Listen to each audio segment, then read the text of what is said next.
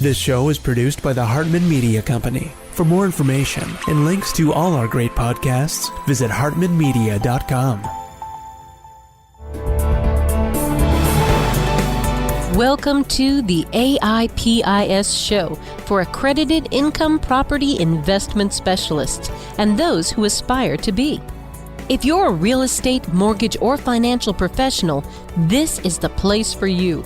We'll explore innovative investment analysis, sales, marketing, and income-generating strategies for the most historically proven wealth creator, income property.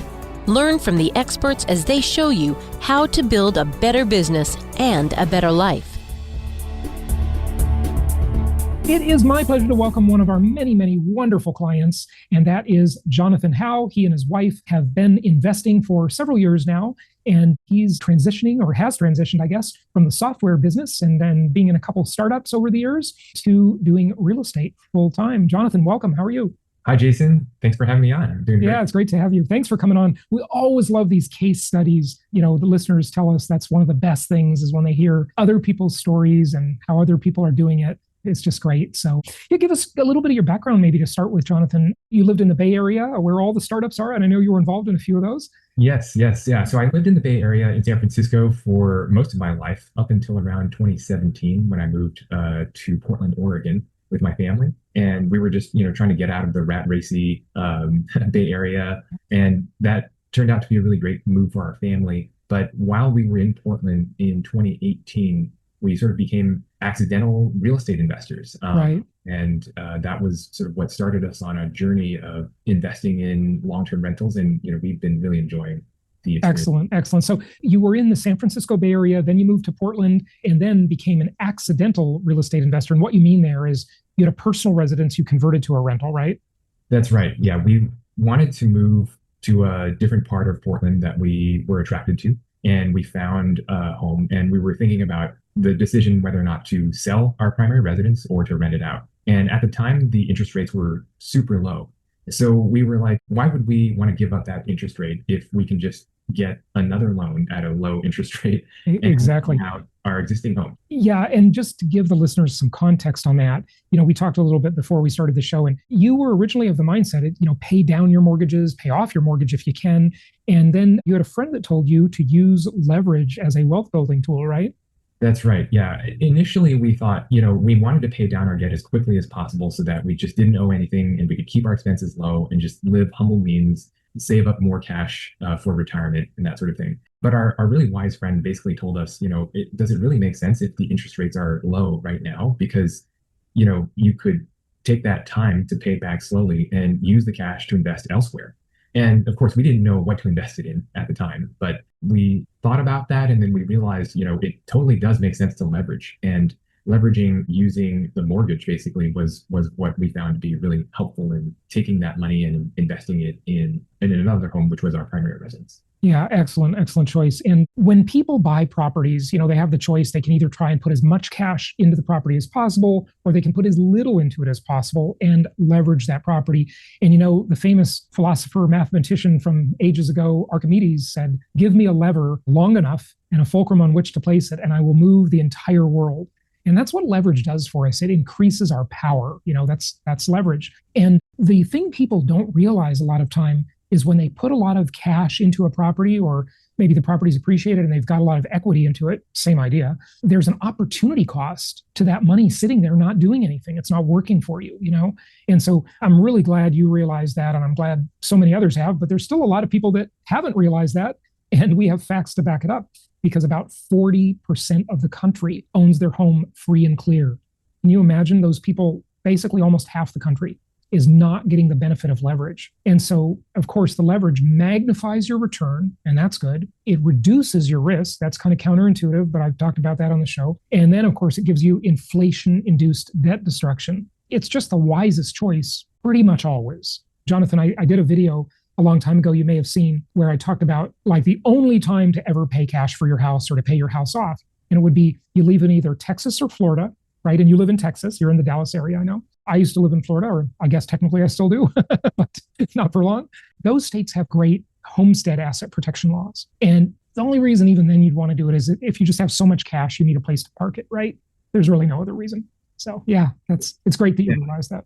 Yeah, and I don't know if it was on your show where I heard basically this comment, which really kind of stuck in my mind, which is when you leverage, you would never take out a loan to put money in the stock market, right? Right. Some people do this, and some day Mhm. traders who are very confident, who have a Yep. long track record of being successful in investing in the stock market can do this successfully. Hmm. I would, as an individual, never take out a massive loan to Right. leverage and invest in the stock market.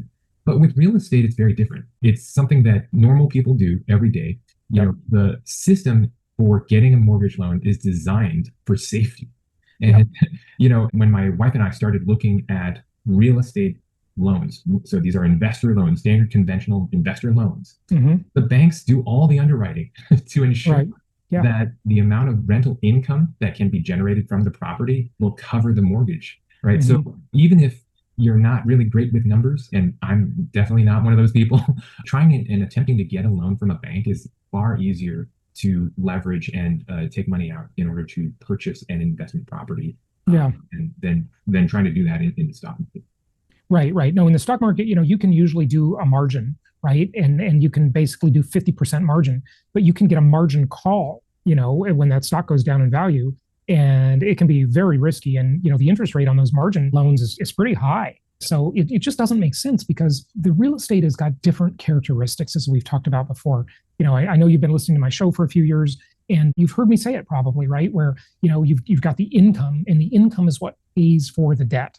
And you just can't really get a margin call on real estate very easily. I mean, I guess you could, but it's just not very easy to have that happen. That's why it's just such a historically proven investment. And the whole system incentivizes the getting a mortgage and having a big mortgage because you get the tax benefit, you get lower risk. And, arguably now I'd say inflation is 5 or 6% in real terms. I mean, the government's telling us it's lower than that, but 5, 6%, right?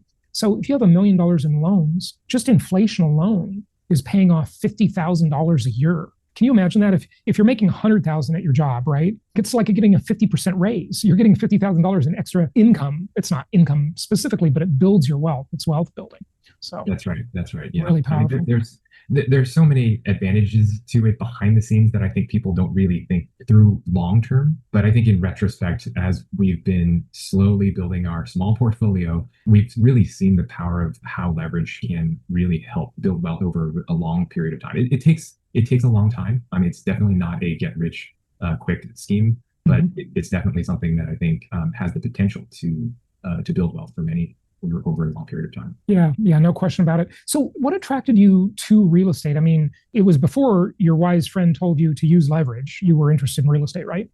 Yes, and I think just as sort of like a natural knack, my wife and I, we love going to open houses, Uh-huh. and just looking at home layouts, room designs, just the way that things are oriented. Mm-hmm. We're always looking for opportunities for homes that we think would be a great place for our family to stay in. And Yep. location matters a whole lot, of course. But I think the thing that really sort of changed my perspective on real estate investing was for a number of years, we had asked a property manager to help us manage our properties. And, we paid, I think, somewhere around 8 to 10% for their services. And we thought it's a relatively okay deal for them to help us out with that. But then we realized once the contract is signed and once, the tenant is placed, it's really not that much effort Yeah, I agree. to manage tenants. And, that was something that I started to look more into. And then I realized, hey, why am I paying a property manager to manage my properties if I can manage it myself? Couldn't agree more. And good property managers are extremely rare. They're like the unicorn. You're in the tech business, or you were in the tech business. You know what a unicorn is, right? They're rare, definitely. So it's certainly true. Sometimes, and you've heard me say this on the show, of course, Jonathan. I would argue that it's actually easier to manage yourself than having a manager, because the manager has a separate agenda and they get in the way. And that wasn't always that way. That wasn't always that way throughout history because we didn't have the tools and the technology we have today. But today, you don't need a manager. Listen, I'm saying this, and the vast majority of our clients have managers, right? But I'm trying to talk them out of it. I'm trying to get them to see the virtues of self-management. And what they usually do is they peel off one of their properties, two of their properties, and they start managing themselves. They see how easy it is. And then they're just like, Jason, I'm all in on self-management. Much easier. And let me tell you something. Could I share a story? Yeah. And it's way more profitable too, not just to mention that, That's right. Yeah. So a couple of years ago in Portland, one of our properties had a tree that was damaged during an ice storm. Mm-hmm. And the property manager that we had hired at the time called me up and said, "Hey, the tenant has reported that this tree is sort of leaning in a dangerous direction, and we're going to need to kind of take care of having this tree cut down and processed."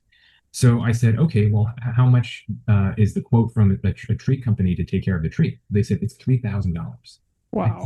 Yeah. Really? I thought to myself, this price doesn't seem right. I know that, it's sort of extenuating circumstances. We had an ice storm in that area, but I decided to just make a couple of different phone calls and find a different tree service to see if I could get a better price. Well, I made one phone call, and the very first tree company that picked up the phone said they'll do it for a third of the cost. Yep. And I said, if it took me just like 10 minutes to make one phone call, and my property manager, whom I'm paying a monthly fee to help do a job for me, they're not doing any services to help save me any money. Yeah, I know. Myself, they're usually getting some sort of kickback or incentive from the vendor.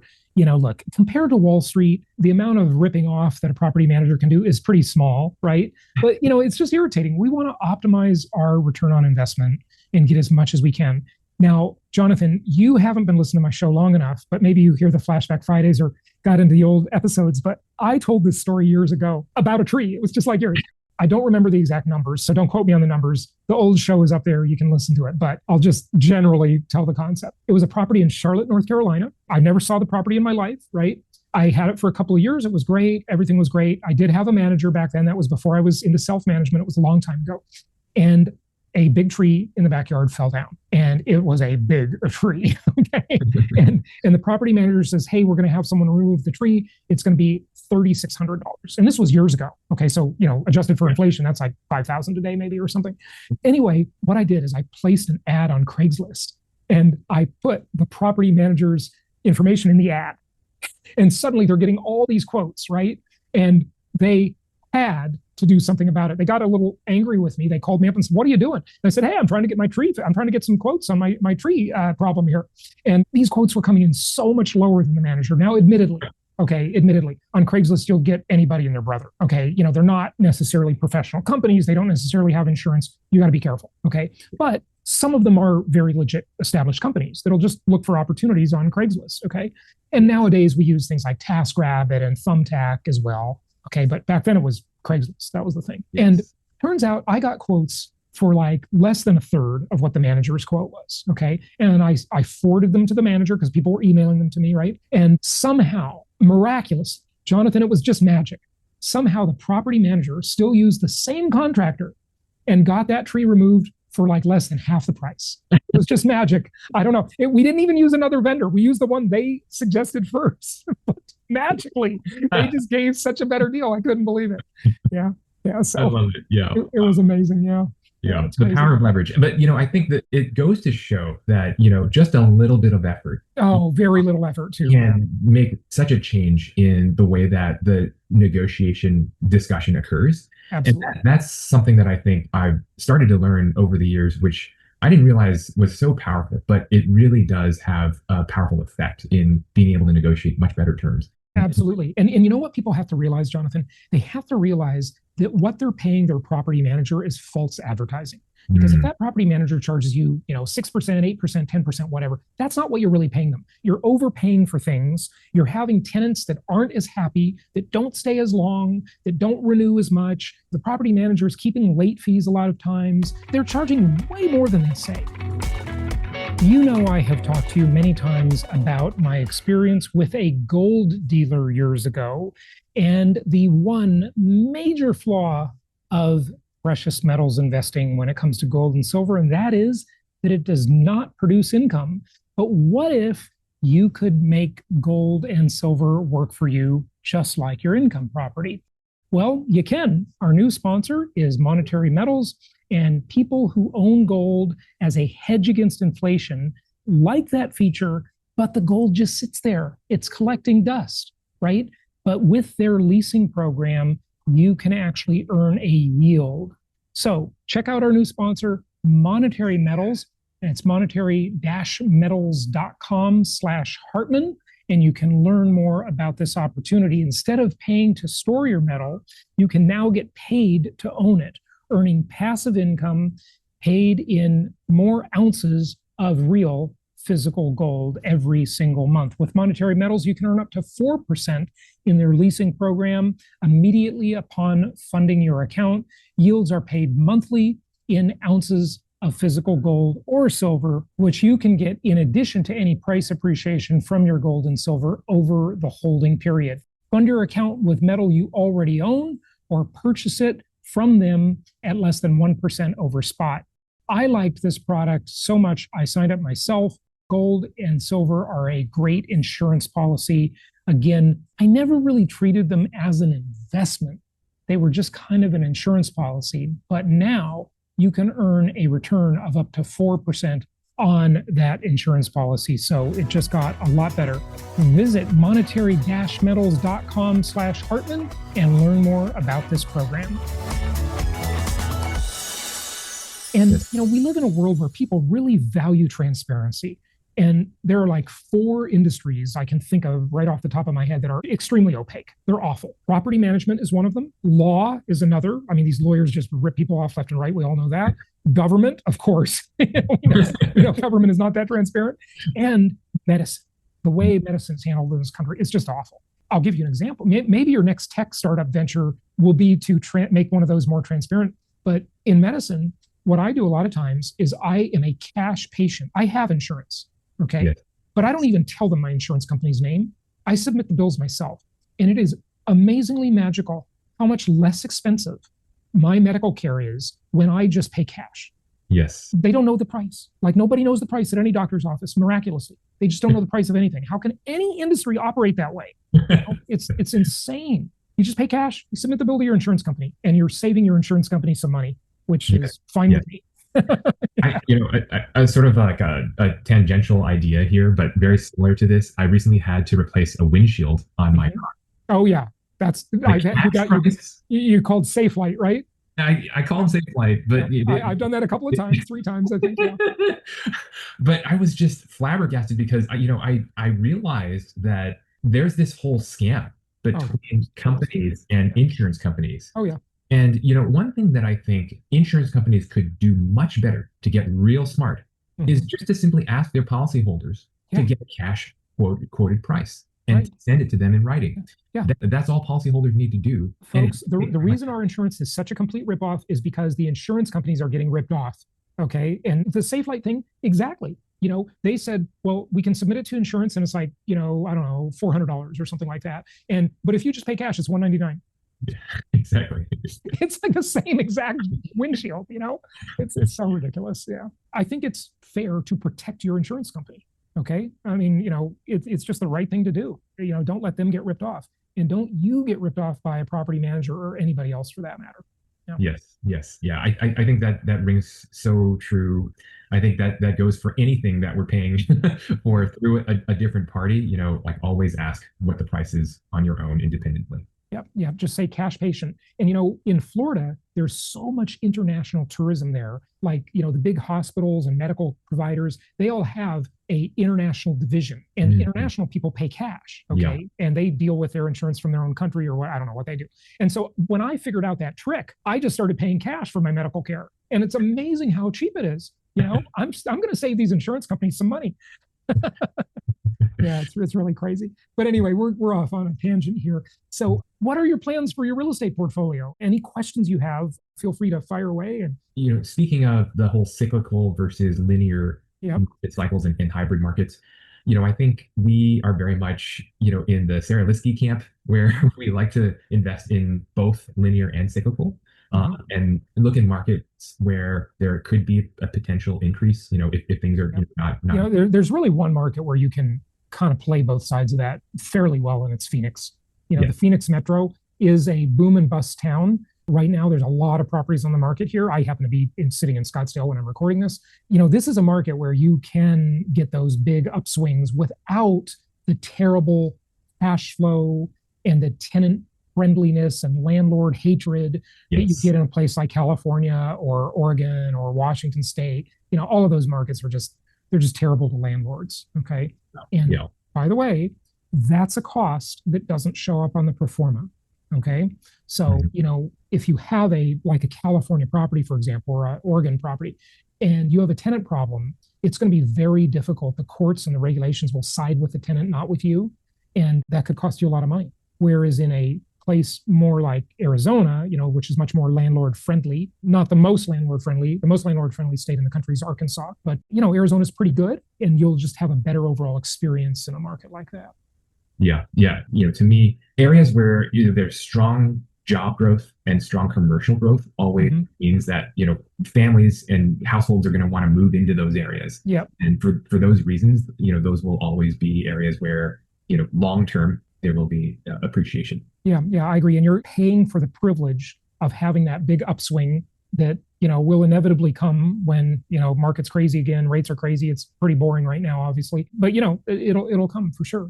Hey, speaking of which, are you interested in note investing? A lot of our clients are doing that right now, and you don't have the multidimensional aspects. It's not as good as owning the properties for sure. But I mean, hey, Yeah. getting 12% on your money for just a year is a pretty good ROI. It's definitely very good. It's actually something that I've been discussing with my wife. I think Mhm. we have been waiting to pull the trigger mainly because I think we're hopeful that we can find something in the next 6 to 8 months Mhm. that we can pull the trigger on. For And another property, you mean, yes, to add yes, to your portfolio? Yeah, yeah. yes. So I think that's really where we're at, and we don't want to tie up all the money in a note right now. So Mhm. we've been thinking about it. It's Yeah. we've been receiving your emails, and I really Sure, sure. appreciate Okay, yeah, yeah, all the yeah. really great content that you've been saying about it because I think that's been really very, very helpful. Yeah, that's one alternative for you. The other thing in terms of, look, I'm not a market timer, right? But if you're going to time the market, okay, I would say the key is to get in the market and get properties purchased before Powell leaves. Okay. When Okay. Jerome Powell leaves, we are most assuredly going to see lower. I mean, I would bet a lot of money that we will definitely see lower rates. And Powell's probably going to do two cuts before he goes. Thought seems to be he'll do two cuts this year. Then he's gone, next spring for sure if Trump can't get him out sooner. But as soon as that changes, things will change very, very rapidly in terms of the market. I mean, existing supply will get gobbled up quickly, and prices will start to go up, and we're going to see some bidding wars again, unless the population declines or we add a whole bunch of millions of new houses suddenly somehow. I don't think that's happening anytime soon. I agree. Yeah, it's interesting. I appreciate that insight. And I think when it comes to timing, like nobody really knows for sure, but I No, you think don't. that you Nobody have like a knows. really strong hunch about that. But I think we are always actively looking, and we're always looking in different pockets. Going to open houses and seeing what's out there. Yeah, But I appreciate that insight because I think it's really wise advice. good stuff. Hey, I got to ask you, are you using my AI chatbot? I Everybody haven't listening tried needs it. to start using that. It's I have incredible. not tried it yet. I'll look into it after the call. It is trained on almost everything I know. So you can ask it questions, and it's just available 24/7. It's a great tool. That's cool. The folks that are using it talk to us about it all the time, and they just absolutely love it. So take advantage of that. It's jasonhartman.com/AI. Just a great Okay. free tool for you. Yeah. Okay. I'll definitely look at that. Good stuff. Good stuff. Well, Jonathan, thanks for sharing your case study and just chit chatting with me about some other stuff too, and a few rants. But anything you'd like people to know before you go about investing or anything? I think the main thing that I would tell myself, my earlier self, if I were thinking about investing, is really aim for the long term Mm-hmm. and think about how property appreciation can really build over time. Mm-hmm. And be patient with your investing because there's nothing like being patient and waiting for something to grow over a long period of time. Mm-hmm. Imagine if suddenly got rich really, really quickly. Well, then you would spend the money really, really quickly as well. Right. But saving it over a long period of time teaches individuals how to be patient and know how to spend it wisely as well, when you get into your more mature years. That's a really good point. And, I guess you could look at that from two sides, right? Saving to buy the investment is one side. But the other side is, at the very least, in the worst case, what real estate is? It's a forced savings program in the worst case. I have a friend who I recently saw on someone else's YouTube channel. He's made a lot of money in his life and lost a lot of money, and he's very reckless about his spending. Okay. When he's got money, he just blows it all, like immature. Okay. And, he's not young anymore. Okay. But he just blows money. You just can't save it. And I saw him being interviewed by this other guy, and he says, the thing that's been the best for me in all my life is the real estate, because it keeps me from spending all my money. It's hard to get to the asset, right? You got to refinance it or, get a home equity line or something to get the cash out. And, it's just hard to access, so he didn't spend that money, and he built up substantial wealth over the years with the real estate. So. Yeah, wise words. Yeah, it's good. Good stuff. Well, Jonathan, thanks so much for sharing your story. We really appreciate you coming on. All of you listening out there, we'd love to have you on the show. If you're a client, you've got a case study to share. We've had some great ones over the years. And Jonathan, thank you very much. Thank you, Jason. Thank you so much for listening. Please be sure to subscribe so that you don't miss any episodes. Be sure to check out the show's specific website and our general website, hartmanmedia.com, for appropriate disclaimers and terms of service. Remember that guest opinions are their own, and if you require specific legal or tax advice or advice in any other specialized area, please consult an appropriate professional. And we also very much appreciate you reviewing the show. Please go to iTunes or Stitcher Radio or whatever platform you're using and write a review for the show. We would very much appreciate that. And be sure to make it official and subscribe so you do not miss any episodes. We look forward to seeing you on the next episode.